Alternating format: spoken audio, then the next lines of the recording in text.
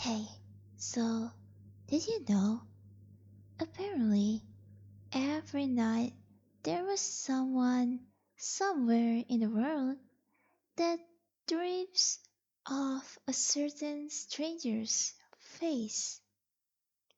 A face that they have never seen before. Never knew this person in real life, and yet somehow this person seems familiar but also very much unknown. But what if I told you this isn't just some random occurrence? This isn't just some sort of like coincidence? This was something far more than just that. And what if I told you the face that you see in your dream made a comeback? It is back not as a man, but now as a concept for a K-pop group. No, no, no, I know what you're thinking, but before we go there, I will take you back, way back, to 2008. So, back in 2008, when even Chiquita of Baby Monster herself was not even born yet, an image was posted on the internet, and it went viral for its time. It was a face, a man's face, drawn in black and white, and above the image there were some words that makes some people feel unsettled because it simply said, "Ever dream this man?" And below it, something that was even more chilling was written. Every night, all over the world, hundreds of people see this face in their dreams. Yep, that was it. And where was this image posted again? So there was this website, and the website's name was simply called thisman.org, a mysterious archive site that claims that since 2006, countless of people around the world has dreamed of this very man face. People in New York, people in Berlin, Tokyo, Tehran, Sao Paulo, you name it, wherever it is, there was always someone who dreamed of this man. And no one knew who he was, no one ever met him, no one recognized him. But for some reasons, this man was everywhere, haunting dreams all over the world. So, how exactly did this whole thing even begin, you ask? Well, according to the site itself, it all started with a patient in New York who attended a psychiatrist.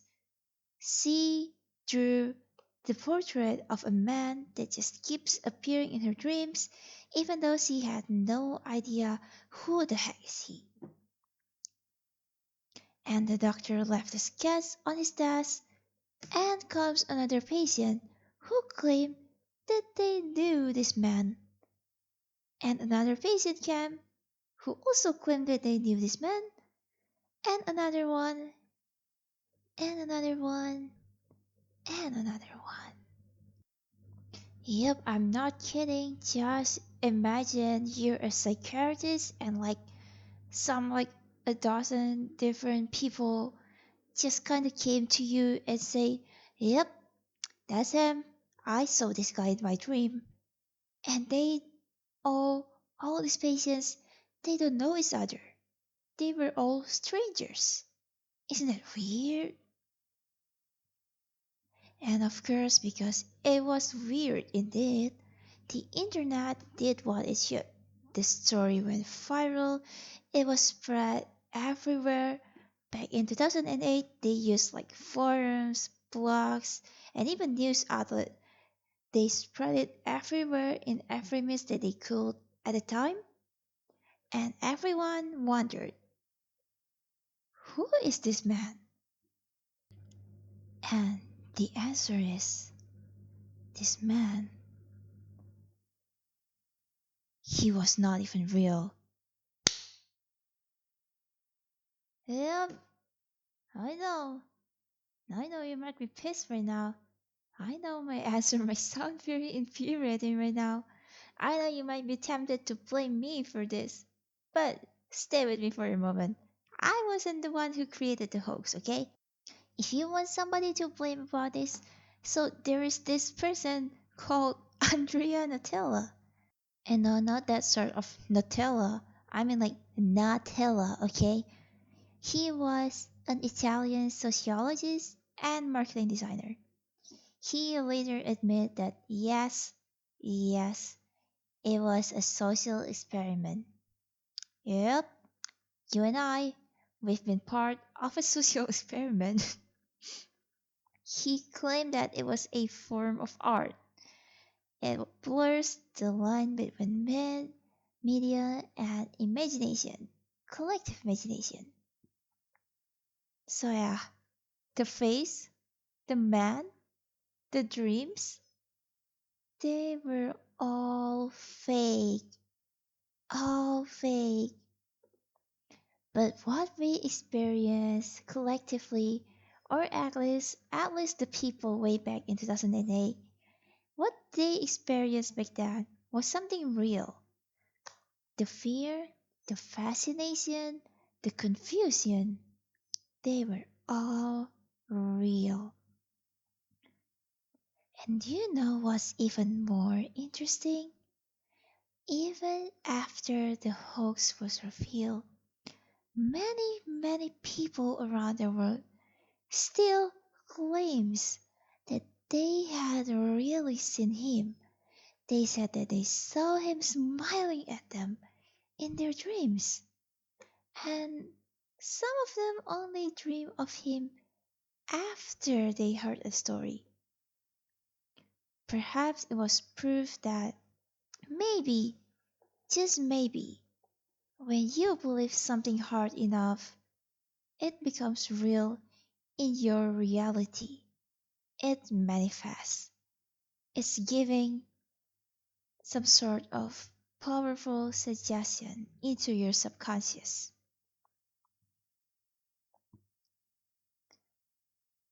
Psychologists say that we might share a certain archetype of some sort of like universal face born in our subconscious, or perhaps once you see the guy from the image, your brain just kinda remembers it and subconsciously plan the guy in your dreams. Either way, the line between fiction and memory starts to blur, and many people still believe that it was not a hoax, it was a real scientific phenomenon. Yep. So let's fast forward to our world today. In big 2025, the K-pop girl group BABYMONSTER dropped a teaser some days ago with an image that looks familiar. The six members in monochrome portraits with their face facing us with the text in bold white letters that said, "Ever dreamed this girl?" And below, the exact same words from the poster from 2008. Just change the word from man to girl. Their concept? Well, it was for an amphi for their song Psycho, and they used this teaser image as a reimagining of the myth of quote unquote the man from your dreams woven into their comic teasers for what we have yet to see.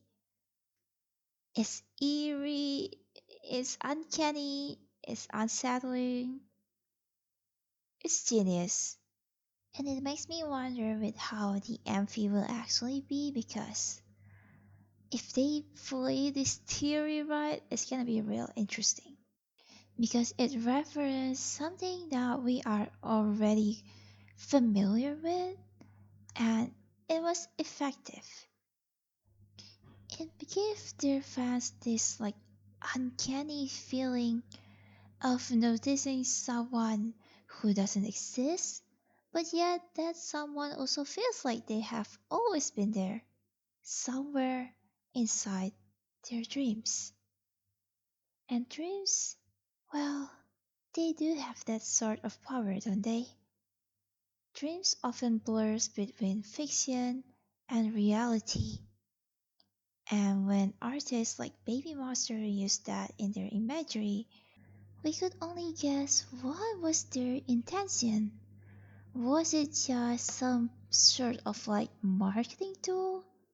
Or was it some sort of fun reference to an internet urban legend? Or perhaps there was something deeper to it. Like it was a commentary of dreams that people share, dreams where they are in their fantasies, where they seem to be something that exists in the fans' lives, but not quite because idols are unreachable. Idols are people, but not quite people in the reality of the lives of fans. Hmm, really gets you thinking. So, yeah, that's our episode for today. We just talk about the man in the dream and how the K-pop group Baby Monster used that urban internet legend as a reference in their teaser, and I am really excited to find out whether if they're gonna actually use the reference in the MV in an interesting way because I want to see the theories. And yeah, for the people who are here not as K-pop fans and just because you want to see what was the man in the room was about, thank you guys for watching as well. I don't usually connect this sort of weird mysteries type of stuff with K-pop, but this was a one-time thing because Baby Monster just happened to drop the teaser when I was still trying to cook my next video, so I thought, yeah, might as well. My next video after this would probably be a lot more closer in tone with my previous video, which was about Aleister Crowley and William Butler Yeats in their infamous Battle of Blight Road. My next video for this series might be closer to that tone, but if I see something interesting in pop culture like this again, maybe I will make it again next time. But yeah, usually it doesn't happen. Thank you guys for watching.